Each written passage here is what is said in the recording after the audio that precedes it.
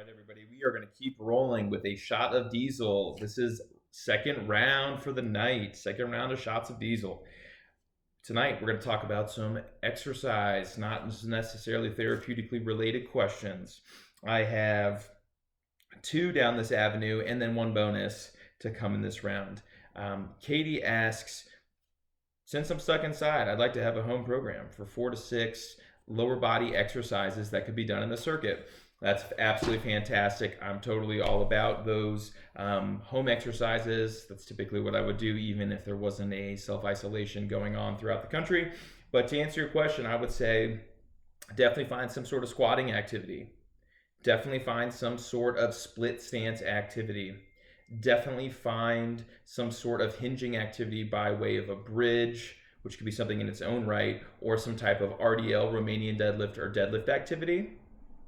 Then I would definitely find some type of locomotion exercises. And locomotion exercises are fun because they definitely incorporate the lower body, but they also get the entire system working together. So something like that would be a crab walk or a bear crawl. Other opportunities you could do is split stances would be, lunges, backwards, forwards, laterally would be incorporated into that family. But other things you could consider would be doing some type of swinging or jumping activities. But if I were to give you just 3 to 4, I would say squat, hinge, split stance, and then probably a bridge. So what I would say you could start doing is you could rock and roll with, doing your squat. So that's going to be heavy on the heels, tucking the hips, exhaling to get tight abs, and then inhaling on your way down. And what you want to do is you want to try to go as up and down as you possibly can. I have a squat video that I put out yesterday that you could check in for a little bit more of a detail and a better view. That would be profile. And then something else I would consider would then be a split stance, or a split squat, which you can't see my foot right now, but I can make that happen. So I've got my front foot in front of me, my arch is approximately right beneath my knee, and my other knee is right beneath my hip. You want to think about rolling your hips underneath just like you would with the squat. Get an exhale, and then you want to push off that front leg and then drop that back knee straight down. Now what you want to do here is, these exercises aren't super complicated. They don't have to be. In fact, simple practice that's highly effective will get more bang for your buck, and that's what I'm all about. So something else that you could do is you can consider doing a single leg RDL. That would be going into a slight split stance, straightening that back leg, softening up that front one, and then just hinging forward, bending over. You'll see my behind is going backward, and I'm really pushing my behind back and using my glutes, my hamstrings to bring it underneath. If you execute this mindfully and with some good intention, you're absolutely going to start feeling it in the backside of that posterior chain of the body. Something else that I would say that you should do would be a bridge. So a bridge is nice, and I typically like a short bridge, but you could do this with your hands on the ground. But what you would do is you would put your feet kind of in this hook line position, being heavy on your heels, exhaling, letting that rib cage drop to getting those abs on. And then you would be thinking about lifting your butt or your sit bone towards your knee as you kind of push your knee forward. So a lot of times I'll find people feel like they get it in their back too much when they're lifting up, or they don't really quite feel it on the entire back side of their body. When you think about lifting your sit bones up and pushing your knees forward, you're getting your glutes involved, you're getting your hamstrings involved, and you're really helping create like true extension through the hips and not just through the back. So what it should look like when you're at the top is you should have a nice flat belly versus a belly that pops up. So the minute I lose my pelvic position, you'll see that my belly pokes out. That lets me know when I watch a client or somebody else do this that they are extending through their lumbar spine and losing control of that pelvis. When you have control of that pelvis, you're activating all the muscles that you really want to get after, and that would be glutes and hamstrings.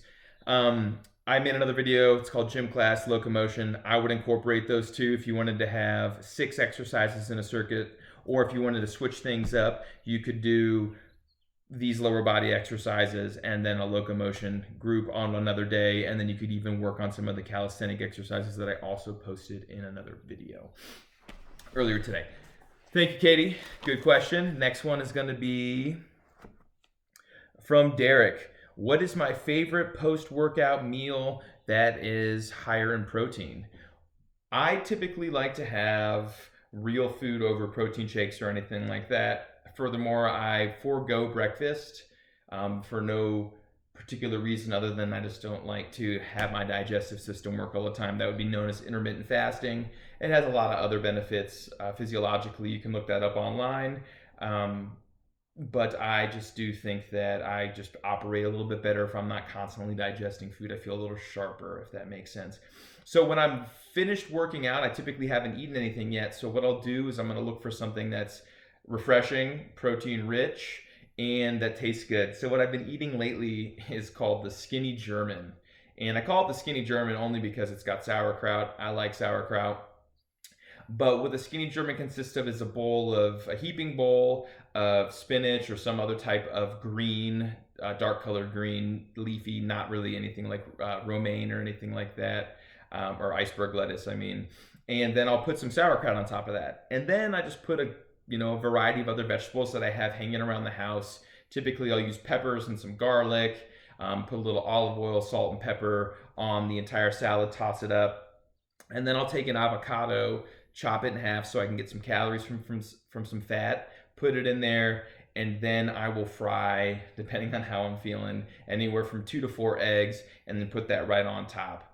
It tastes really yummy. It's got good protein, got good fat in it. If you want a little bit more protein, you could certainly cook up some pieces of bacon or something like that. I've also always done that. But the thing is, what's nice about it is it's a protein-rich meal, but it doesn't really make me feel bogged down. Since it's the first thing that I eat, and since I typically don't like to, I have that restricted eating windows because I don't like the feeling of being kind of tired from eating, I will keep my first meal, that one, lighter. Hence, like the salad and the vegetables. I do eat carbs. I don't avoid carbs, but I typically will eat those at dinner time. So after I've had a couple other hours of getting some tasks accomplished, I will then have a nice warm dinner. And a lot of times that's like sweet potatoes and chicken and whole chicken, sweet potatoes, chickens, beets, broccoli, more greens, really just natural foods. Anything in the periphery of your grocery store. But I would say try that Skinny German. You're going to love it. It's really nice and refreshing. It's got a fun name, dubbed by me. It's my dish. You heard it from Diesel first. But give it a shot. But any type of, whole protein that is, derived from an animal or typically like organically raised if possible, I typically find to be my first choice. But yeah, man, I appreciate the question. Thanks, Derek. And I will keep answering things like that. Again, food is a personal preference, so decide what you like. But if I were to give you one bit of advice, shop in the periphery of your grocery store. That's where typically all the natural foods are, produce and meats as such. All right, last question. So you've gotten done working out. You want to have some sweet facial hair, like a mustache or some flow. How do you get it going? Well, asked by Alex,